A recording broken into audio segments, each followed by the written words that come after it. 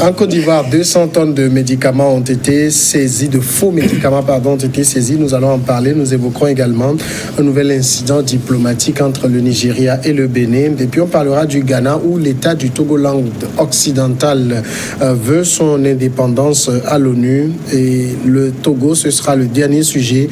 Le Front citoyen Togo Debout veut marcher contre les élections sans réforme. Autour du plateau, pour en parler, je reçois David Djagbavi de togosite.com. Bonsoir David. Bonsoir Samuel. Bonsoir. Bon soleil, Obekou, président du mouvement Togo pour tous, MTPT, c'est ça, il faut s'habituer désormais à ça. Oui. Bonsoir, bon soleil. Bonsoir Samuel, bonsoir à tous les téléspectateurs. C'est fini avec Touche pas à mon président. Oh, mais bon. Touche pas mon président, le mouvement existe. L'idéologie en tout cas. Son travail. Oui. D'accord. On commence avec la Côte d'Ivoire. Une saisie record de 200 tonnes de faux médicaments a été réalisée cette semaine par la gendarmerie ivoirienne et 4 suspects, dont un Chinois, ont été interpellés. C'est ce que des journalistes ont appris auprès de la gendarmerie samedi. Les produits faux ou sous-dosés étaient stockés dans une maison sur 2 étages et un sous-sol. Il y a 200 tonnes en tout, 4 suspects donc interpellés dans la maison. Toutes les pièces contenaient des médicaments et parfois il y a tout juste la place pour circuler, a poursuivi cette source selon laquelle beaucoup de médicaments avaient des emballages chinois. Beau soleil, Obekou. On sait que le trafic de faux médicaments est légion sur le continent et voilà une preuve. Oui, vraiment, voilà une preuve. Et la preuve est que le gouvernement au niveau de l'Afrique, du continent africain, pour ne pas dire du monde entier, lutte contre ce phénomène. Et les médicaments, et les faux médicaments, bon, ils ont des méfaits sur la santé. On parle de 100 000 décès par an en Afrique. 100 000 décès par an en Afrique et 700 000 décès de par le monde. Oui. Donc, vraiment, c'est un phénomène qui cause de sérieux problèmes au gouvernement. Et il faut le combattre. Et vraiment, ces faux médicaments, souvent, ça vient de l'Asie. Oui. Et je crois que ça fait beaucoup d'argent à ceux qui s'adonnent à ce trafic. Et au même moment, ça cause de problèmes comme à la filière organisée. Oui. Et je veux parler des pharmacies, les officines. Les pharmacies. Et c'est pour cela qu'il faut, et puis ça cause du tort aussi à l'économie, si je peux parler ainsi. Maintenant, bon, au-delà de la lutte contre la contrefaçon de ces médicaments, il faut se poser la question de savoir pourquoi, malgré ces alertes, malgré cette lutte contre les trafiquants de ces faux médicaments, pourquoi, surtout au niveau africain, les populations continuent toujours par s'adonner à ces médicaments. Ouais. Il faut, au-delà de des dangers que représentent ces faux médicaments, c'est qu'il y a aussi les populations qui utilisent ces faux médicaments, parfois n'ont pas le choix, entre guillemets, parce que vu leur état, situation financière oui. et aussi leur éloignement par rapport aux pharmacies. Je voudrais parler des zones très reculées qui n'ont pas accès à ces médicaments officiels et qui sont obligés de recourir à ces médicaments très proches, qui sont proches d'eux. C'est quand même malheureux, mais c'est ce qui se passe, c'est la réalité. 200 tonnes, David Djagbavi, c'est quand même énorme. Oui, énorme, mais ça interpelle forcément. La question, c'est de savoir comment ces médicaments ont réussi à atterrir. Oui, passer les douanes. Oui, ça veut dire que quelque part, il y a de la complicité, il y a que des fonctionnaires qui sont censés protéger les frontières commerciales de la Côte d'Ivoire n'ont pas fait leur travail. Lorsque vous poussez un tout petit peu les recherches, on vous dit, l'Organisation mondiale de la santé vous dit que 1 sur 3 médicaments proviennent la contrefaçon. Et ces contrefaçons, ça ne vient pas seulement de la Chine, ça vient de certains pays de l'Afrique de l'Ouest. Le Nigeria, par exemple, qui a été pendant très longtemps ciblé par les études et qui produit ces différents médicaments qu'il déverse sur le marché africain. C'est quand même assez extraordinaire. Aujourd'hui, c'est la santé de l'Africain qui est en jeu, parce que c'est produit au-delà de l'aspect protection ou soins.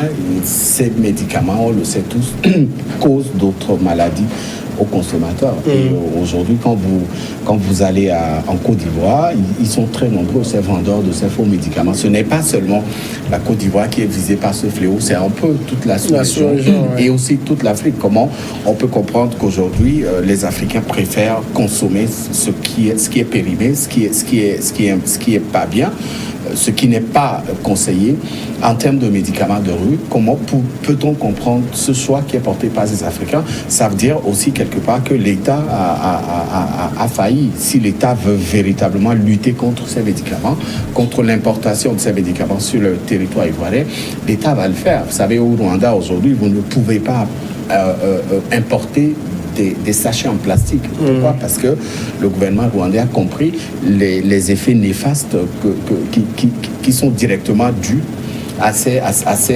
sachets plastiques. Donc aujourd'hui, si le gouvernement ivoirien veut véritablement combattre ce fléau, il pourra le faire. Ça veut dire que quelque part, il y a des profits, il y a des intérêts qui sont mis en jeu. Et ces intérêts, quand vous fouillez bien, vous verrez que ça vient peut-être du sommet de l'État, peut-être des personnalités proches du pouvoir ivoirien, ou alors peut-être très proches des hommes d'affaires. Et cela, c'est l'Africain, c'est la santé de l'Africain qui est mise en jeu.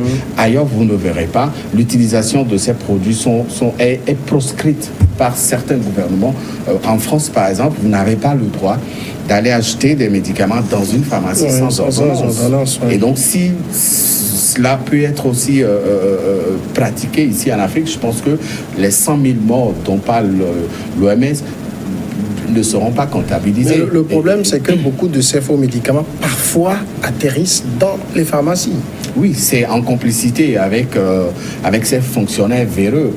Aujourd'hui, on vous dit que la Côte d'Ivoire a 1 millier de pharmaciens, alors qu'en face, vous avez un peu plus de 10 000 vendeurs de ces produits. Ça veut dire que peut-être des pharmaciens aussi sont dans le circuit. Il faut remonter toute la pente pour véritablement trouver ceux qui sont complices de ces pratiques-là. C'est la vie, c'est la santé de l'Africain qui est mise en jeu. Et aujourd'hui, lorsqu'on parle de lutte contre la drogue, par exemple, on sait comment ça se passe. On sait comment les États, on sait comment tous les pays se sont investis pour se mettre ensemble et combattre justement ce fléau-là. Et donc, ce combat peut être aussi mené contre ces médicaments de rue. Justement, David touchait un point important, c'est que les États mènent aujourd'hui une guerre sans merci contre le trafic des stupéfiants et tout, qui est considéré comme un crime, alors que le trafic des faux médicaments, qui fait, on le dit, 100 000 décès sur le continent chaque année, n'est considéré que comme un délit et comme une falsification de brevets. Oui, au fait, il y a aussi des sanctions au niveau des contrevenants de cette filière de faux médicaments. Mais ce n'est pas la hauteur à même proportion que les trafiquants de drogue. Oui, vous savez, pour la drogue, c'est autre chose. Donc, au même moment... Ça entraîne des décès, les médicaments aussi entraînent des décès. Donc... Je crois que si les efforts doivent être soutenus pour pouvoir arriver à bout de ce trafic de faux médicaments, par rapport à ce qu'on fait au niveau de la drogue, oui. Mais au fait, il faut le dire aussi que les gouvernements ou bien nos gouvernants sont conscients de cette situation et ils vont par beaucoup de chemins pour pouvoir éradiquer ce fléau. Parce que d'abord, entre-temps, quand je prends l'exemple du Togo, pour lutter contre les faux médicaments, d'abord au niveau mondial, on a recours aux médicaments génériques.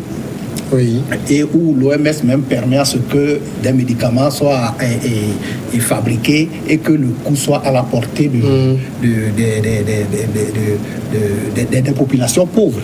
Et ensuite, en plus de ça, l'exemple du Togo, c'est qu'entre-temps, pour rapprocher les pharmacies des populations, on a créé des pharmacies villageoises pour pouvoir écouler ces médicaments génériques. Mais comme il a dit, des commerçants véreux ont transformé ces médicaments, ces pharmacies villageoises qui étaient censées et qui était censé faire vendre les génériques, vendaient les médicaments, des faux médicaments.